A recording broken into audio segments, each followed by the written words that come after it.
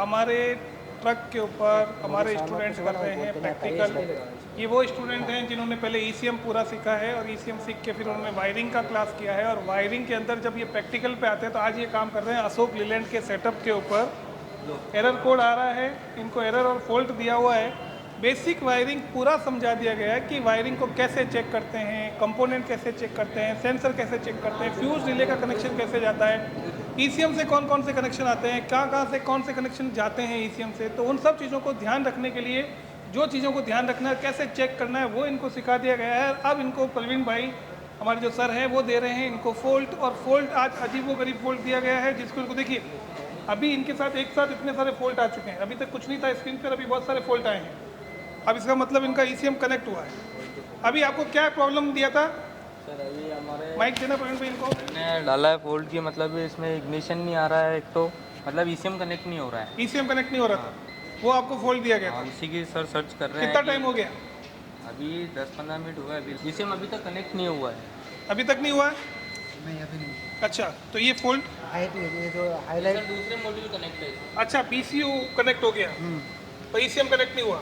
6 में से 5 module connect है, एक कनेक्ट नहीं हो रहा है। 6 में से 5 मॉड्यूल कनेक्ट है, एक मॉड्यूल कनेक्ट नहीं हो रहा है, जिसको आप ट्रेस कर रहे हो। ट्रेस कर रहे हैं अभी तक क्या क्या प्रॉब्लम आई जिसको आपने ट्रेस किया है? सर। अभी तक जैसे कि 1-2 बार हमने कल भी करा था, स्टार्टिंग प्रॉब्लम दी थी सर ने, हाँ, उसको हमने ट्रेस करा था। क्रैंक सेंसर वगैरह के वायर वगैरह निकाले थे। ये जब टेस्ट करते हो तो गाड़ी चालू होती है? नहीं। नहीं, टेस्ट करते हो हाँ, तो करने के बाद तो होगी ना। गाड़ी चालू होती है ना, मैं ये हाँ, पूछ रहा हूँ। हाँ। गाड़ी चालू होती है, डीजल खर्च होता है, हाँ जलता है, हाँ चालू इंजन है। चालू है। कौन सा है ये? ये लीलैंड है। लीलैंड कौन सा? BS6। हाँ। लीलैंड, अशोक लीलैंड BS6 पे ये काम कर रहे हैं। कंटिन्यू कीजिए आप अपना काम, और फोल्ट क्रिएट कर रहे हैं। इनको और क्या क्या फोल्ट दिया गया है प्रवीण भाई? अभी तो मैंने इसके इग्निशन का ही फोल्ड दिया है। अगर ओके। देखो ईसीएम के अंदर इग्निशन नहीं आएगा तो इसी ऑन ही नहीं होगा। ठीक है, ठीक है, तो इसी ऑन नहीं होगा तो इंजन भी ऑन नहीं होगा। ओके। तो पहले ECU ऑन करना पड़ेगा। हाँ। ये इनको टास्क दिया हुआ है। हाँ। अभी ये वायरिंग के केबल को ढूंढ रहे हैं, कर रहे हैं, और ये वहाँ से लेके ये ECU है, और ECU के बाद इसको क्या बोलते हैं प्रवीण भाई? मैक्सी फ्यूज, हैं? Hidden fuse, fuse. Hidden fuse ही है। ये हिडन फ्यूज होता है जो हर एक फ्यूज के अंदर नहीं होता, ये फ्यूज की दूसरी तरफ लगा हुआ होता है, और ये हिडन फ्यूज होता है। तो आपको इसको भी चेक करना पड़ता है। ये लोग इसको भी चेक कर रहे हैं। यहाँ ECM लगा हुआ है, उस ECM के वायरिंग को भी चेक कर रहे हैं, और पैरेलल वापस फ्यूज में आके भी चेक कर रहे हैं। ये आप तभी कर पाते हो जब आप प्रॉपर ट्रेनिंग ले रहे होते हो, या उस प्रॉपर ट्रेनिंग इंस्टीट्यूट के पास हो जो ट्रक का सिखा रहा है। जो ट्रक सिखाते हैं, हम लोग ट्रक सिखा रहे हैं, ट्रक वायरिंग और ट्रक ECM। तो हमारे पास ट्रकों के सेटअप है, ऊपर ट्रकों की वायरिंग हार्नेस पड़ी है, हमारे पास सभी तरह के स्कैनर हैं, साथ ही साथ हमारे पास सभी तरह के ECM भी है। एक तो नहीं, क्वांटिटी में है, जहाँ हम आपको प्रॉपर काम करना सिखाते हैं, और ये लोग सीख रहे हैं सारी चीज़ें। एक छोटा सा सवाल पूछना चाहूँगा आप लोगों से, कितना टाइम हो गया? सर हमको 2 महीने हो गए। 2 महीने हो गए, 15 दिन में पूरा हो जाएगा। 15 दिन में पूरा हो जाएगा। 2 महीने में ECM को कितना सीखे हो? ईसीएम का सर बहुत कुछ सीख लिया है। मेजर ECM का सबसे बड़ी चीज़ क्या लगती है आपको जो सीखना बहुत ज़रूरी होता है? सर वो उसमें मेन जैसे कि अपन को सारे कंपोनेंट की Knowledge होना मतलब चाहिए। नॉलेज होना चाहिए, सारी ICO का नॉलेज होना चाहिए, और सर मेन उसमें होता है ट्रैकिंग वगैरह। ट्रैकिंग का। सरदार जी, आपकी तरफ से सबसे इम्पोर्टेंट ECM में सीखना क्या जरूरी है?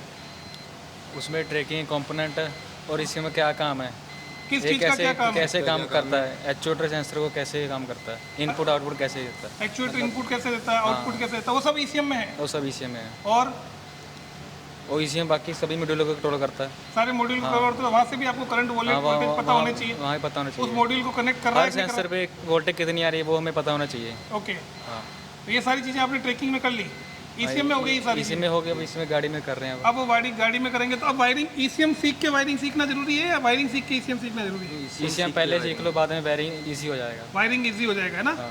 तो वही चीज़ है कि ECM पहले सीखो, फिर वायरिंग इजी हो जाता है, क्योंकि ECM ही सब चीज़ों को कंप्लीट करता है। और ये मेरे भाई लोगों ने इनको पूरा कंप्लीट किया है ECM को, और अब वायरिंग की ट्रैकिंग और वायरिंग को कंप्लीट करने जा रहे हैं। आपको भी यदि प्रॉपर ट्रेनिंग लेना है, हमारे पास एक हमारे पास ये टाटा का है BS6 और अशोक लीलैंड, और बाहर पड़ी है हमारे पास एक गवर्नमेंट की गाड़ी जिसको आई हुई है रिपेयर होने के लिए। तो हमारे पास बहुत सारी ऐसी कंपनियों से गाड़ियाँ आती है जहाँ उनके खुद के वर्कशॉप हैं, फिर भी वहाँ वो चीज़ें कंप्लीट नहीं हो पाती, चाहे वो प्रोग्रामिंग का इशू हो, चाहे वो वायरिंग का इशू हो, चाहे वो कैलिब्रेशन का इशू हो, तो वो गाड़ियाँ जस्ट ऑटो आती है और वो लोग भी यदि जस्ट ऑटो पे ट्रस्ट करते हैं due to good training, good faculties.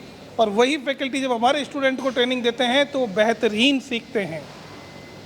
तो यदि आपको भी ट्रेनिंग लेना है तो आपको भी जस्ट ऑटो आना है और हर महीने की बैच स्टार्ट होती है प्रॉपर ट्रेनिंग के लिए। कॉमर्शियल व्हीकल जिसमें ट्रक, बस, सारी चीज़ें आ जाती है जो कॉमर्शियल यूज़ होता है, तो आप भी उस ट्रेनिंग के लिए जस्ट ऑटो आ सकते हैं।